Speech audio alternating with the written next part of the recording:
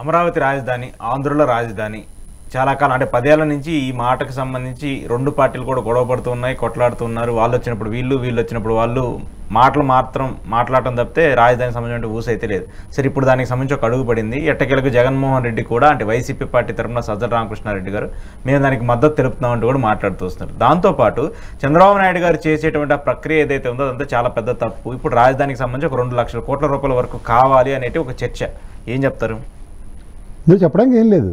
లేనిది ఉన్నట్టుగా ఉన్నది లేనట్టుగా చెప్పడంలో సిద్ధహస్తులైన తపేలా ఛానళ్ళు అండ్ తెలుగుదేశం సోషల్ మీడియాతో కలిపి అసలు విషయాల కన్నా అనవసరమైన విషయాలు చర్చనీయాంశాలు చేసి, అంటే అసలు విషయం అంటే అమరావతి రాజధాని కింద నేను మాట్లాడినా లేకపోతే మీరు మాట్లాడినా వాళ్ళకి నచ్చదు. అది అక్కడ వాళ్ళ దగ్గర కూర్చొని శంఖంలో పోచిన కానీ చేర్థం అవుతున్నట్టు ఆ ఛానల్లో కూర్చొని చెప్తే నచ్చేదానికి నమ్ముతారు. మిగిలిన వాళ్ళందరూ వాళ్ళ దృష్టిలో అమరావతి రాజధానికి వ్యతిరేకించిన వాళ్ళే, రైతుల కష్టాలందరికీ మనం ఇబ్బంది పెట్టిన వాళ్ళమే. ఆ ప్రాస్పెక్ట్లో మాట్లాడే వాళ్ళకి ఏమని చెప్పాలి? ఇప్పుడు గత ప్రభుత్వం 5 ఏళ్ళు మీరు చూసుకుంటే సెంట్రిక్గా అమరావతి సెంట్రిక్గానే పరిపాలించబడింది కదా. రిట్ ఆఫ్ మ్యాన్మస్ తీర్పును గౌరవించింది కూడా గత ప్రభుత్వమే కదా. 3 రాజధానుల బిల్లు విరమించుకుంది కూడా గత ప్రభుత్వమే కదా. ఇన్ని బేగాలు పోయి నిన్ను కబుర్లు చెప్తున్న వీళ్ళు ఇవాళకి 15 నెలలు కంప్లీట్ అయింది. అమరావతి శాశ్వత రాజధానిని గజెట్ ఎందుకు అట్లా ఇది చేయకుండా ఏది పడితే అది మాట్లాడుతున్నారు. సరే, అమరావతి విషయం పక్క తీద్దాం, అది ఖచ్చితంగా అది మన రాజధాని, గర్వపడే రాజధాని. నేను సజ్జలు కూడా అదే మాట చెప్పాడు. ఆయన సజ్జలు ఎవరు? నాలాగే ఒక ఇండిపెండెంట్ ఎంటిటీ, మీలాగే ఒక ఇండిపెండెంట్ ఎంటిటీ. జగన్మోహన్ రెడ్డి గారు తాడేపల్లి భవనం కట్టుకున్నారు, ఆయన ఇల్లు కట్టుకుని అక్కడి నుంచి పరిపాలించాడు. అయితే హైదరాబాద్ నుంచి అప్ అండ్ డౌన్ చేశాడు 5 ఏళ్ళు. అక్కడి నుంచి చేశారు. సో కాంట్రడిక్షన్స్ అన్ని ఎవరు చేస్తున్నారు? ఇప్పటికి కూడా హైదరాబాద్ తిరుగుతుంది ఎవరు? చంద్రబాబు నాయుడు గారు, లోకేష్, చంద్రబాబు నాయుడు గారు, పవన్ కళ్యాణ్ అందరూ పోలోమని ఉప్మా కట్టుకుని వచ్చేస్తున్నారు కదా. శనివారం ఐసరికి ఇక్కడే ఉంటారు, శని ఆదివారాలు ఇక్కడే ఉంటారు మ్యాక్సిమం టైము. సో అవన్నీ తెలుస్తుంది దగ్గర నిక్కచ్చిగా పనిచేసిన వాడి మీద బదనాం చేసే కార్యక్రమమే కదా. రెండోది, వీటిలన్నిటికీ మూలాలు ఎక్కడి నుంచి వచ్చాయి? మొదటి మూలం శ్రీకృష్ణ కమిటీ. ఎవరు వేశారండి? చంద్రబాబు నాయుడు కాదు. అంటే అప్పుడు ఉమ్మడే విభజన రాష్ట్రంలో 10 ఏళ్ళు ఇక్కడ ఏడమన్నారు మన్ని. రాష్ట్ర రాజధాని నిర్దేశించేది కేంద్ర ప్రభుత్వం. ఆ రోజు కృష్ణ కమిటీ వేసింది.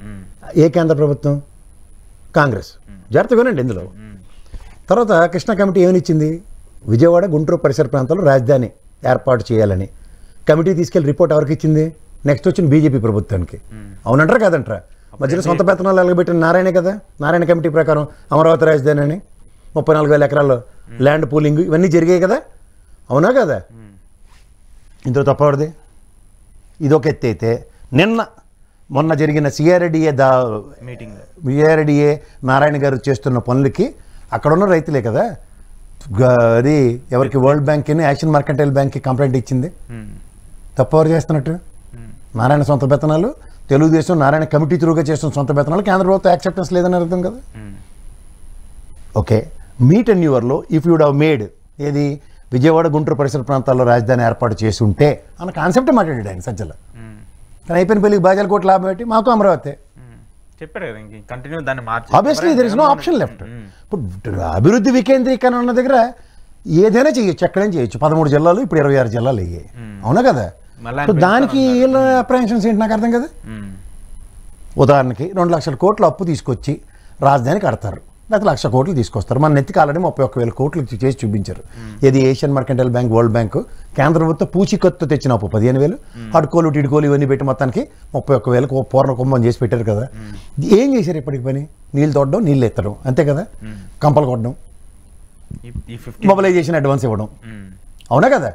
ఇవి కాకుండా ఏమైనా చేశారా? ఉదాహరణకి శాశ్వత భవనాలు ఉదాహరణకి కడుతున్నారు. అది దట్స్ యువర్ ఇల్యూషన్స్ కదా. అప్పుడే శాశ్వత భవనాలు కట్టుంటే బాధలే కదా. అప్పుడు కేంద్ర ప్రభుత్వం సహకరించింది కదా. 1,500 కోట్లు ఇచ్చింది. ఇంకో 1,500 కోట్లు విజయవాడ, గుంటూరు డ్రైనేజీలకి ఇచ్చింది. ఆ 1,500 కోట్లని కదా మీరు సచివాలయం కట్టారు, హైకోర్టు కట్టారు, అండ్ అసెంబ్లీ కట్టారు. దానికి మీరు తాత్కాలికం అని పేరు పెట్టారు. కానీ నెక్స్ట్ వచ్చిన ప్రభుత్వం తాత్కాలికం అనుకోలే కదా, అక్కడి నుంచి పరిపాలన చేసింది కదా. మళ్ళీ మీరు మట్టుకొచ్చి మళ్ళీ మమ్మల్ని అందరినీ కన్ఫ్యూజ్ చేస్తున్నారు మీరే. తాత్కాలికం, పెర్మనెంట్ ఎలాగుంటుంది? రాజమౌళి ఇచ్చిన ఇడ్లీ గిన్నెలు ఉంటాయి, మా పేరేంటంటే బోయపట్టు తీసిన కెమెరా జూమ్ లాగా ఉంటుంది. ఇవన్నీ కథలు చెప్తుంది మీరు. అవునా కదా? వాస్తవానికి దగ్గరగా ఉన్నది ఎవరు? గత ప్రభుత్వం. వాస్తవానికి దూరంగా ఉండే, వాస్తవానికి వీళ్ళు దూరంగా ఉన్నారని చెప్పి భ్రమల్ని క్రియేట్ చేసింది ఎవరు? మళ్ళీ వీళ్ళే. అంచేత ఈ తెపేల ఛానల్కి ఏరే పని పట్టు ఉండదు. వీళ్ళకి ఎంతసేపు అలో లక్ష్మణ అనే జనాల మీద పడేయడం, జగన్మోహన్ రెడ్డి మీద పడేయడం తప్ప వేరే ఎజెండా ఉండదు వీళ్ళకి. అంటే ఇప్పుడు నేను చంద్రబాబు నాయుడు గారు అన్నది ఏంటంటే ఇప్పుడు అంటే వైసీపీ చెప్పినట్టు స్టాండ్ అమరావతికి సంబంధించి అటు విజయవాడని లేదంటే గుంటూరుని కలిపి ఆ మధ్యలో ఆ మంగళగిరిని అటాచ్ చేస్తే ఒక రాజధాని నిర్మిస్తే అది ఒక మున్సిపాలిటీ లాగా తయారైంది తప్పితే ఒక లేదు ఆయన మున్సిపాలిటీ అని అన్నాడు దేని అన్నాడు. ఇప్పుడు అమరావతి ఒక్క నిమిషం, అమరావతికి మీరు మాట మార్చకండి తప్పేలా లేదు అమరావతి ప్రాంతం అదే చెప్తున్నాను. అమరావతి 34,000 ఎకరాలని ఇప్పుడు చిన్న మున్సిపాలిటీ అన్నాడు ఆయన. గతంలో ఏం చెప్పాడు, నవనగరాలు ఆయన చెప్పాడు కదా, సింగపూర్ కన్సల్టెన్సీ ఆయనే చెప్పాడు కదా, సింగపూర్ తీసుకెళ్ళి జైలు ఎడితేనే కదా ఉపద్రవం వచ్చి మన డబ్బులతో మనం కట్టుకునే కాన్సెప్ట్ వచ్చింది. అసలు రాజధాని మనకెందుకంటే తలకైనప్పుడు కేంద్ర ప్రభుత్వ బాధ్యత కదా, మన రాష్ట్రం ఎడదేయండి సార్ రాజధాని లేని రాజధాని ఇవ్వండి అని మనం అడిగామా ఎవరన్నా? కేంద్ర ప్రభుత్వం ఒప్పుకుంది. ఇప్పుడు కేంద్ర ప్రభుత్వం మీద ఒత్తిడి చేయకుండా సొంత పెత్తనాలు ఎందుకు ఎలా పెడుతున్నారు వీళ్ళు? నారాయణ గారు ఉన్నారు కాబట్టి ఇది వ్యాపారం అని చెప్పి వ్యాపారం చేస్తున్నారా? చెప్పండి సార్, నాకు అర్థం కావట్లే. రాజధాని కేంద్ర ప్రభుత్వ బాధ్యత కదా, పోలవరం కేంద్ర ప్రభుత్వ బాధ్యత కదా, మరి ఎందుకు రాష్ట్ర పరిధిలో తీసుకున్నారు? అప్పుడు కేంద్రం ఫైట్ చేయలేక అంటే కేంద్రం తాత్సారం చేస్తుంది, కేంద్రం దాన్ని సపోర్ట్ చేయట్లేదు, నిధులు ఇవ్వట్లేదు అని చెప్పేసి రాష్ట్ర ప్రభుత్వ పరిధిలో తీసుకుని మేము రాష్ట్రం నుంచి కంప్లీట్ చేస్తాం. నిధులు ఇవ్వట్లేదని మళ్ళీ ఒప్పుకున్నాను. 3,000 కోట్లు ఇచ్చారు, 3,000 కోట్లు ఇచ్చారు, 1,500 కోట్లు విశాఖ విజయవాడ గుంటూరు పరిసర ప్రాంతాలకు డ్రైనేజీలకు ఇచ్చారు, 1,500 కోట్లు భవనాలు కట్టుకోమని ఇచ్చారు. ఏం తక్కువ స్క్వేర్ ఫీట్ ఉందా సార్ తెలంగాణ దీనికి దానికి? జస్ట్ 2 లక్షల స్క్వేర్ ఫీట్ల డిఫరెన్స్. ఇంకో ఫ్లోర్ వేస్తే అయిపోద్ది అక్కడ. ఈక్వలెంట్ సచివాలయం అది. ఇంకా కంటిన్యూ అవుతున్నాయి కదా ఇప్పుడు కూడా, స్టిల్ అవి కూడా కంటిన్యూ. ఇప్పుడు అవన్నీ కట్టాలన్నా మళ్ళీ 15 ఏళ్ళు 10 సంవత్సరాలు. ఎవరు ఇవన్నీ మాకు అనవసరంగా ఫాల్స్ ఇల్యూజన్స్లో తీసుకెళ్తున్నా మీరు మమ్మల్ని మా మీద బుల్డోస్ చేస్తామంటే ఎట్లా అవుతుంది? రేపొద్దున మీ గవర్నమెంట్ మారింది అనుకోండి, ఎగ్జాంపుల్ అయిపోతే మారదాం. రేపొద్దున గవర్నమెంట్ మారితే జగన్మోహన్ రెడ్డి వచ్చి అక్కడి నుంచి పరిపాలిస్తాడు. క్లియర్ కట్ అదే చెప్పాడు ఆయన. గతంలో చేసిన తప్పదే కదా. కానీ మీరే మాడతారు పక్కన రుచికొండ భవనాలు ఆయన కట్టుకున్నాడని, ఇప్పుడేమో పర్యాటక భవనం అంటారు. అన్ని అబద్ధాలు మీరే మాట్లాడి నిజాలు అన్నది భూస్థాపితం చేసేద్దాం, మనకు నచ్చినట్టుగా అధికారం కోసం వద్దంటే 124 స్థానాలు వచ్చి గెలిచి మీరు పరిపాలించండి మీకు ఇస్తే ఇంకా జగన్మోహన్ రెడ్డి మీద ఆవు యాసం ఎందుకు మాకు? విడ్డూరంగా లేదండి.